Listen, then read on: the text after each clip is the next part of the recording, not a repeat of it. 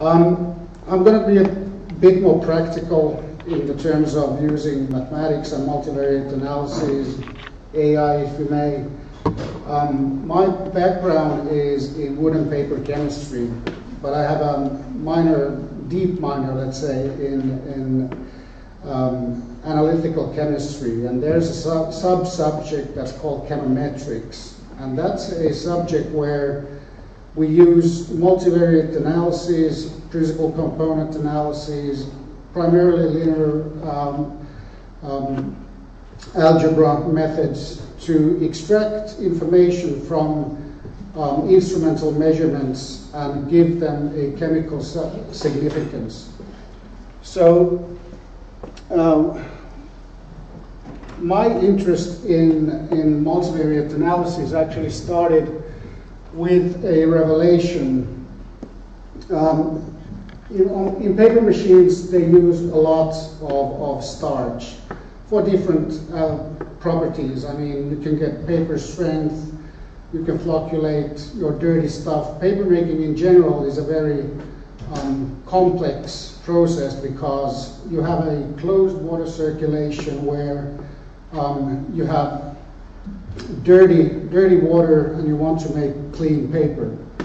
So you need to purify the system from within with flocculating chemistry, and starch is there one of these main components. However, the problem is that if you have a lot of accumulation of starch in the process, you might end up in problems because starch is very good food for microbes, for example, and you get bioslime growth, and which will defect or lower the product quality quite significantly and even make the paper toxic. So what they do routinely on paper machines, they take the circulation waters and measure the amount of dissolved starch or starch in general in the waters. The problem was that when I started my first, let's say, paper machine deposition problem or runnability problem investigation, I was doing these measurements. I didn't do it as the standard method says, that you should measure the absorbance of a so-called starch iodine complex at exactly 580 nanometers. So it's a UV-vis absorption measurement. What I did was I measured the whole spectrum and realized quite quickly that when I put starch in distilled water and put the iodine there, let's say the spectrum was completely different than if I took a paper machine sample and put some starch in that one. So I started to wonder, how can it be that we are still measuring at 580 nanometers, whereas the baseline is moving up and down depending on where I take the sample from in the paper machine. So what I did was that I actually took a trip to Sweden first, then Norway, and then Denmark, and learned myself the basic chemometric methods, which then included especially the partial least squares calibration, where you predict a certain subject from a multivariate space. So once the results came out, we could see that the way that the people at the paper mills have been measuring starch concentration for probably 100 years, if you may, it would end up anywhere on the map, the concentration, compared to the true amount of starch in the water. So on the x-axis we have the true amount, on the y-axis you have the actual measured amount through the standard method. However, when we use the PLS or partial least squares method, we could actually extract out the spectrum of the absorbed starch iodine complex from the baseline. So you extract out the different, let's say, components that contribute to the total spectrum. And when we use that model, we could get more or less 100% correlation with the true and the predicted or measured amount of starch. And this was the starting point for, let's say, our adventure into understanding what we can do with mathematics in these paper processes. First of all, the paper machine deposits are extremely harmful.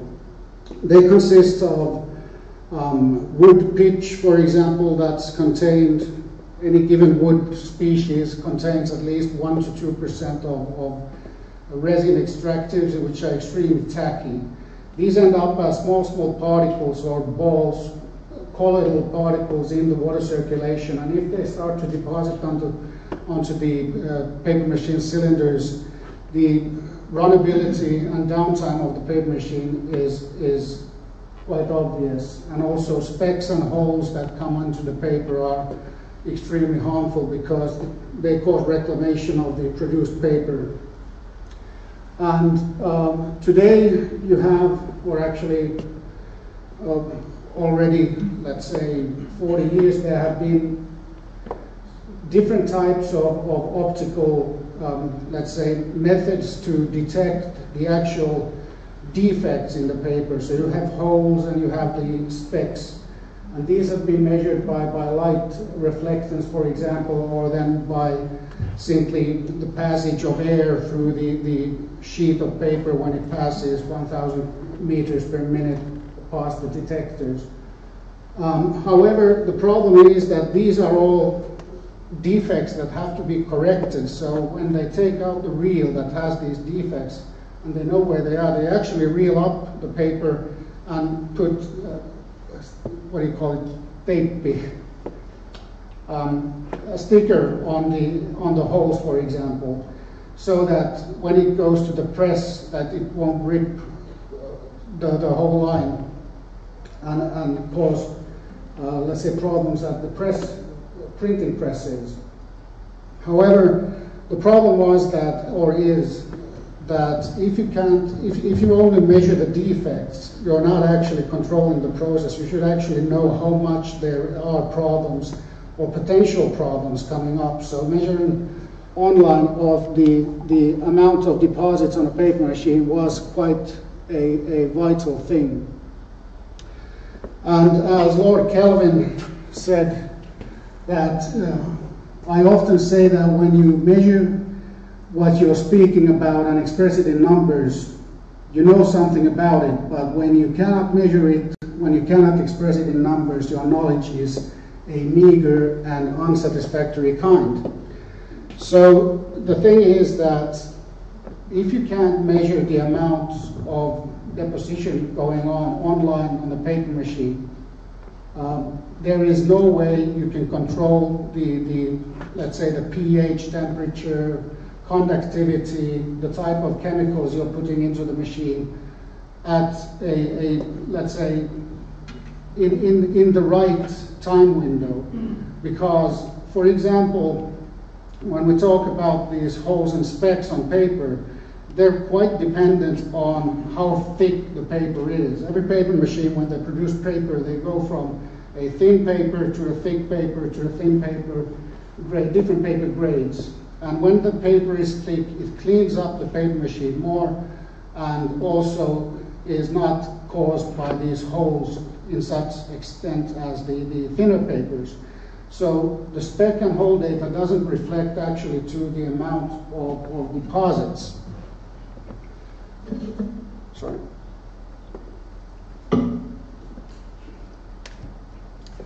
So actually this is the thing that I just said. And also the type of holes, so you can kind of like build a model around the type of holes. So you've got different, for example, larger than 1 millimeter holes, smaller than 1 millimeter holes, or the same thing goes for the specks also, that if they're larger and smaller, so you can't build kind of like a clear picture because there are other issues that affect the type of, or the quality of the defect data. And as I said, if you have a thicker paper, here you've got small white specks per roll. There's 1,000 ones. So you can think when you take a roll and it's 10 kilometers long and you have to put 1,000 stickers on it before you send it out, it's going to cost a thing. And on the right side there's the blue line, and that's the grammage. So they go, for example, on this paper machine from 80 grams per square meter to 160. So there's a huge difference. Every time that the paper is thinner, you get a larger amount of specks and holes. So this is what we did. Actually, I sold quite many of them, and they're nowadays all in my garage again. So we called it DepoSense, and the idea is that we go to a paper machine. Let's see if this works. And you can hear something like this.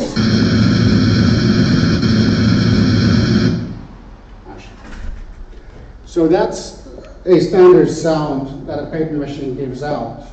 It's about 140 decibels or even 160 if you're really close enough.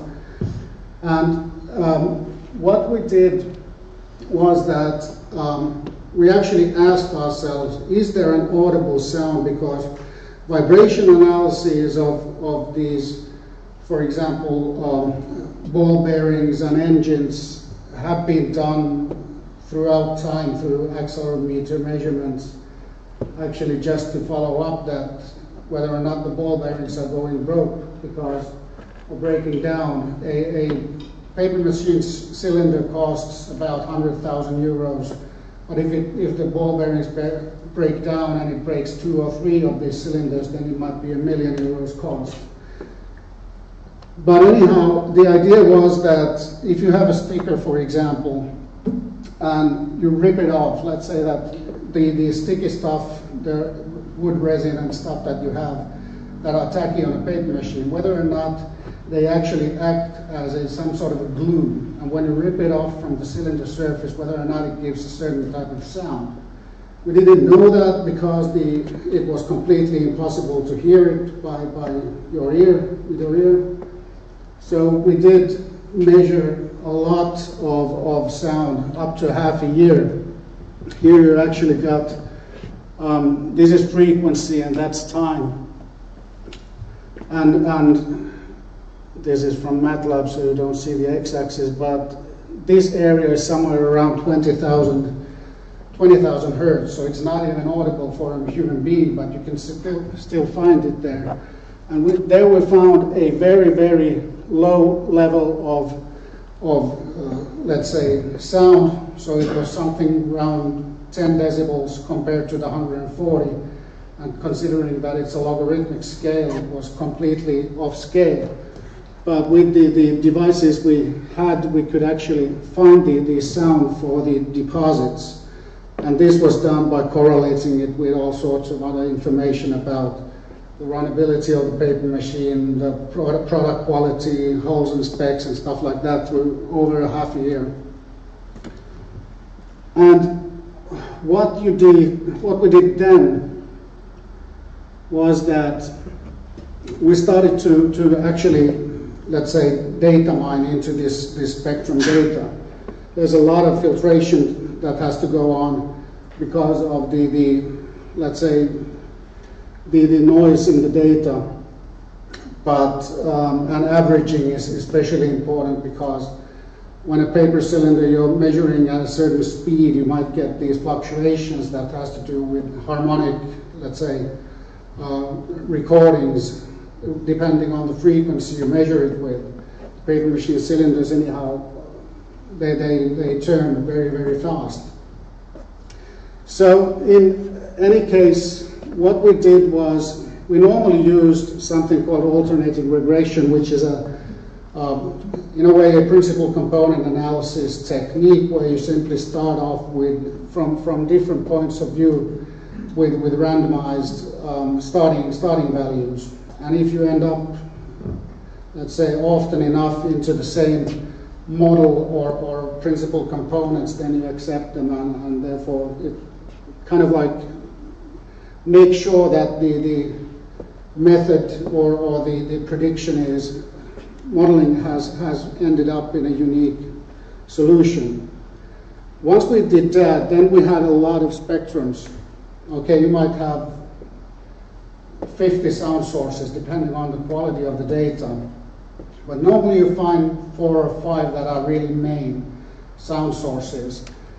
But the problem is that with alternating regression, when you start from it depends the order in which you get the principal components or the singular values. Those are dependent on the quantity or the, let's say, the size of these scores. And then it becomes problematic, because in a way you should be self-selecting which component is now from your deposits and which one is from an engine sound, for example. So what we did was we simply just fed everything into a coherent network, a self-organizing map, which then was taught probably. In general, it took 2 weeks per paper machine to find a stable, let's say, organized map where you could actually hand-pick which one was the sounds for the deposits. But in some cases, the problem became that when they, for example, at the paper machine decided to buy a new felt or fabric for the paper machine, the network started to reorganize itself, and it ended up being a problem. We should have had online personnel to actually check out what's going on with the models, because large changes in the paper machine's, let's say, configuration, whether or not it was a new felt or a completely new paper quality that they were producing, ended up reorganizing these maps. But that's something we could have automated or somehow used correlation analysis afterwards here, but it was very hectic times. But in general, the other thing is that why we need to use self-organizing maps is that it's not only, let's say, something or fabric that is changed in the paper machine. Also the deposits, this is frequency, don't matter about the values, they're from 0 to something. The problem was that this is now the let's say, purified sound source for the deposits. This is time. And here we see that it might actually, sometimes it could jump from a certain level to another level. And these were normally dependent on what type of material was involved in this latex or these deposits. Some paper machines, they, for example, they try to use, for example, spruce wood, but many times there's a lot of pine wood that comes in at the same time. And when they start to make the pulp from these wood species, then if the resin type, because pine is much more tackier, the resin in pine wood is much tackier than in spruce wood. So they could have these much more tackier and different, let's say, deposits that sounded completely different for a certain type of time. And once the wood species again changed back, then the sound from the deposits also changed back. So these were something that were rather annoying for the actual predictive model, but we managed somehow. Here's just an example. Again, we've got frequency, and here we've got, this is, as I said earlier, somewhere around 20,000 hertz, and that's actually zoomed so that 100 is there. So that's actually this area, but these are now the result spectrum. So from this certain paper machine, we found 4, let's say, distinct different sound sources. We then could, let's say, identify, for example, as machine engines was the first one with very low frequency signals. the grammage, that was simply the thickness of the paper, because when the paper is thicker, then there's more water that has to be pressed out of it, and let's say the whole paper machine came a bit more quieter, and that could also be modeled at how which type of thickness of paper they are producing. Then we have something called mechanical vibrations. These were actually kind of faults that could have come from ball bearings being worn out or something like that. They occurred every now and then they had a stop on the paper machine and changed some bearings, and it went away. And then we had the deposits that were mainly, let's say the source was mainly wood pitch, and also if the paper machine was producing coated paper, the pigment is glued on to the paper with a latex. And this latex, because all paper doesn't go to the customers, some of the paper is re-slushed, and then the latex also comes back into the process and combines with the wood pitch, and now you've got a really gooey stuff that glues onto the paper cylinders. And here's just a few examples how the deposits actually work. These are both now paper machines that have been shut down in Finland, so they didn't have much help of it. But here we have the red line is the, let's say, the chemical flow. It was a alkali that they put into the pulp after the bleaching had gone through. And no, actually it was a buffer, a sodium bicarbonate, or baking soda actually. But the amount of baking soda per kilogram of baking soda per ton of paper produced varied quite much. And what was striking to see is that the chemical flow changed before the deposits index, and it was really, let's say, visible for in many places. This is now a time time span of 5 days about, and you can see at least here, there, and there's a large peak before the stop, and then you can see the increased amount of deposits. So this was more or less of a proof that something with this chemical flow had to do with the amount of deposits. And when we went back and started to look at the chemistry behind it, is that because of the amount of a pH buffer varied very much in the process, the amount of dissolved resin acids, because resin acids had a dissolution constant above pH 6 there, so to speak, soluble in water, and below they deposit and start to form particles. So the pH varied exactly in this range, and every now and then everything was dissolved, and then again it, let's say, precipitated back. And as long as it went up, the chemical flow here, this increased the solubility of the resin acids, but when it came to the paper machine, the dissolved stuff, then it started to deposit.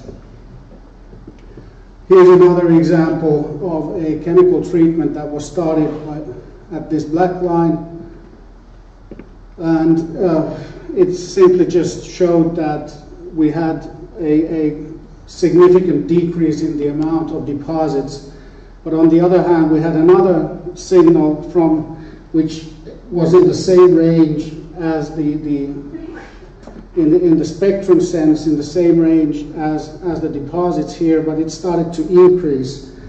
And these were found in completely different places in the self-organizing map, so we started to quantify them differently.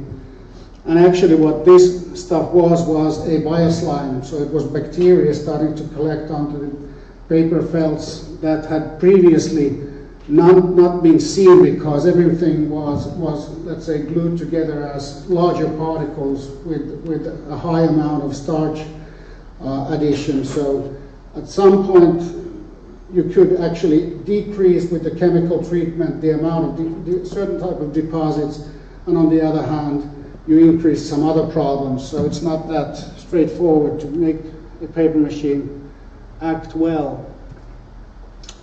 And this is simply a way that we use to show the data then, because once you have the dependent parameter, which is in this case the amount of deposits, and then you've got a lot of independent stuff. You've got from the paper machine all sorts of measurement. You can get easily, a normal paper machine has at least 500 different parameters that you can measure. There are pump speeds, chemical flows, pH measurements, turbidity, you name it. So the thing is that you could take these independent parameters or variables and model them to predict your amount of deposit. And as long as let's say the parameters are significant enough for the model, then you can actually start using them as kind of like predictors for what is causing the problems. On this paper machine, for example, these are now in finish, but the next highest bar, the red bar there, is the amount of cellulose. And this is a so-called mechanical pulp line. But they use cellulose as a so-called reinforcement fiber, because when they start to get problems and let's say web breaks, where the paper breaks off and you have to start again, feed the paper into the machine, they want to reinforce the fiber line so that it won't break. But this has a historic significance. When, let's say, we didn't have the chemical treatments with the cationic starches and stuff like that, and especially retention aids, when you only had fibers and really not much else than that, that's when the terminology for reinforcement cellulose became, let's say, was introduced, and that's like 100 years ago or 200 years ago, I don't know. But anyhow, today, all the let's say, strength of the paper is dependent on flocculation, which we induce by chemicals, polymers that bind the fibers together.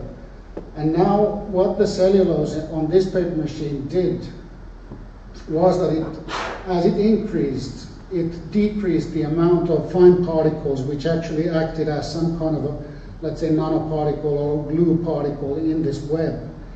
So what they did was they increased the amount, or they didn't increase the amount of deposit, they increased the amount of web breaks. But this could still be seen also in the amount of deposits on a longer run. When of course, when the paper machine is stopped and there are no deposits because you can't hear anything. But in general, from as long as the paper machine was running, you could actually measure these, that when they started to increase the amount of cellulose, the amount of deposits went up, and at some point there was a web break and everybody went home practically. But in general, this is was a very nice tool for the paper machines to actually, because you can also use the model, let's say, inadvertently.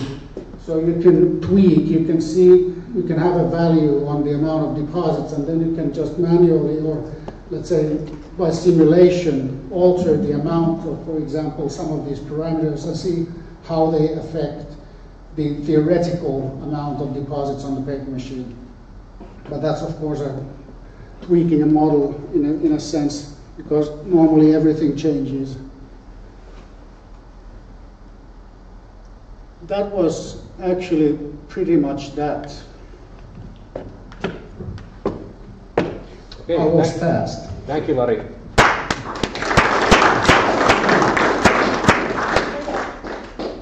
Yeah, let's take a couple of questions. So is it so that the recycled paper is like bringing the quality down? If you like? So recycled paper can not be used to produce good quality paper.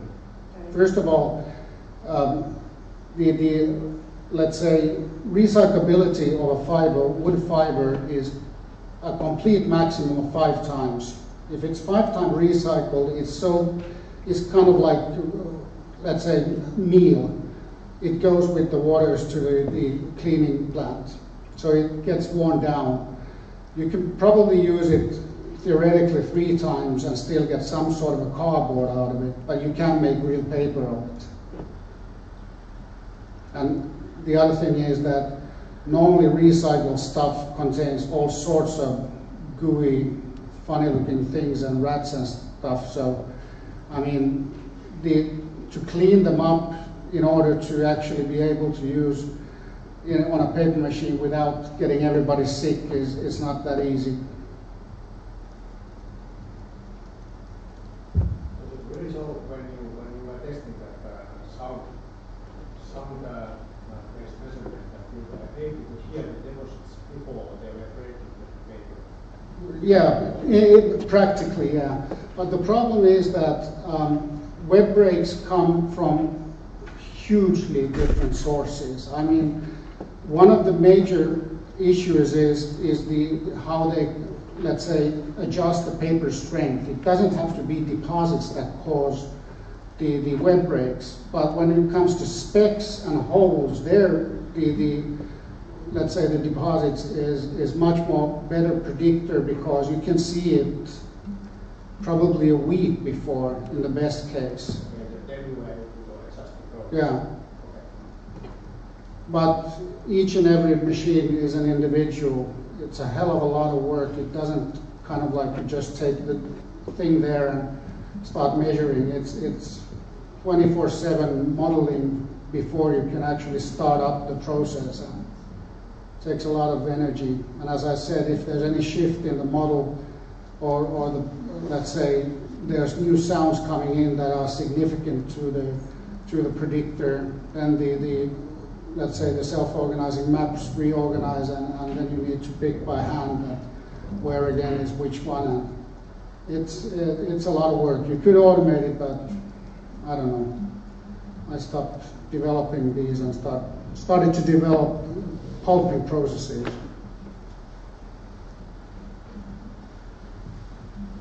So is the sound different depending on the machine, because machines are like different machines, or is it just the same machine that had the same sort of machine that has different sounds? I would say that the sounds are, first of all, the deposits always end up somewhere above 15,000, hertz in a frequency scale. And there's very little stuff going on there, which is from the actual mechanics.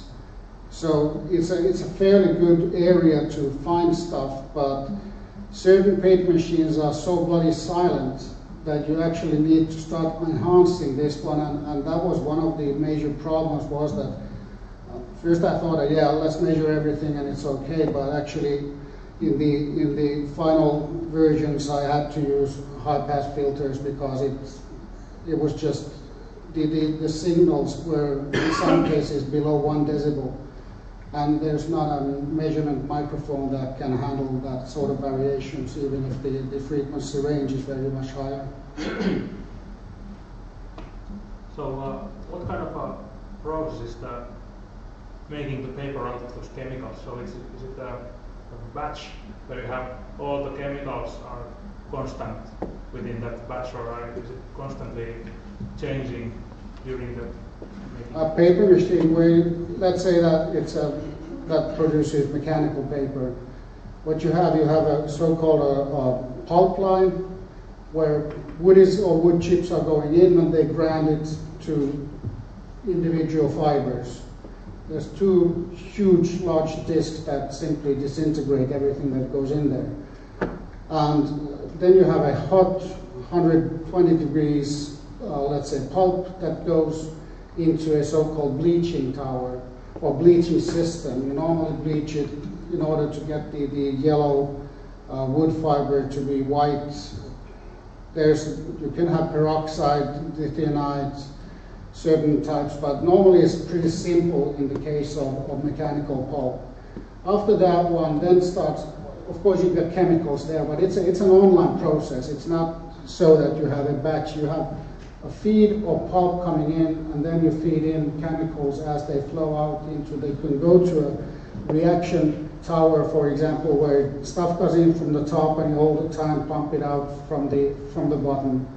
And then it goes to some kind of a press, or where you try to, let's say, press out the excess of all the chemicals which belong to the, let's say, bleaching line. After that, it's mixed with often a lot of pigments, for example, carbonate, because carbonate is much cheaper than wood fiber, so you get more material, so that, and the paper gets white also if you have a lot of pigment in it. And then it goes into the let's say, mixing chest, where you add again some chemicals, optical bleaching agents, biocides to kill the microbes. Starch comes in and starts to flocculate, and finally when it comes to the paper machine, which I showed the picture, this is the so-called wire section, or the head box, where the pulp is fed onto a wire to a clean mat. Just before that, you feed in a so-called retention aid that flocculates still more and more stuff, so that virtually nothing but water goes through. So all the dirt and bacteria and everything that you've killed on the way, and all the chemicals go onto the paper, and then they get dried up and rolled on to a large roll. And as I said, if there's any holes and specks in there, then they take and have to open the roll again and fix those spots and well, not spots, but holes you have to fix anyhow. And it's just one line, 24/7. So it's a dynamic adjustment. Sure. But the problem, actually, the chemical flow that I showed, where the chemical flow moved first and then actually the amount of deposit increased, that was not because somebody was adjusting the flow. There was a problem with the pump, and they couldn't have it feeding as a percentage of the pulp that was flowing through, but it was on a fixed addition rate. But the amount of pulp going through was, varying, because of they needed more pulp to the paper line, to the paper machine, because of a thicker paper or whatever. But anyhow, that's where the variation came from, and they didn't even know it, because they had just thought that, okay, the pulp feed doesn't change that much, that let's just keep this one. Let's not buy a new pump, 20,000 euros or whatever it would have cost. And then you've got a hell of a lot of deposit problems, so, and finally they closed the annual new, so I don't know. There are choices. Let's say a more, which probably, the Summa mill was really, really a sorry ass thing, because that was completely, it was a question about 1 pH unit. If they would have put a little bit of acid into their, let's say, bleach pulp line, they would never have to close down the mill.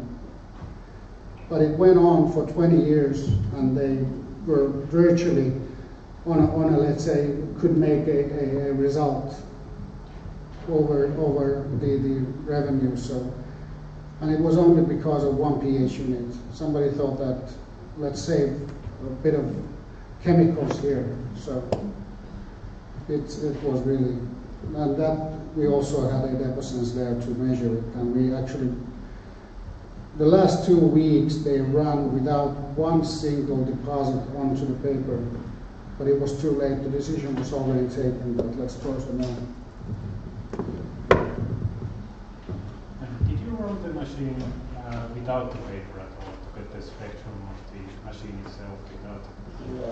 Yeah, but it doesn't give any, because the paper is running, that's actually, the paper is toward the cylinder. You never heat up the cylinders with just the fabrics on them. You need the paper there so that you have the water that evaporates. Otherwise you burn up the felts. So it's not that kind of a, you can't really simulate the paper machine without actually doing paper.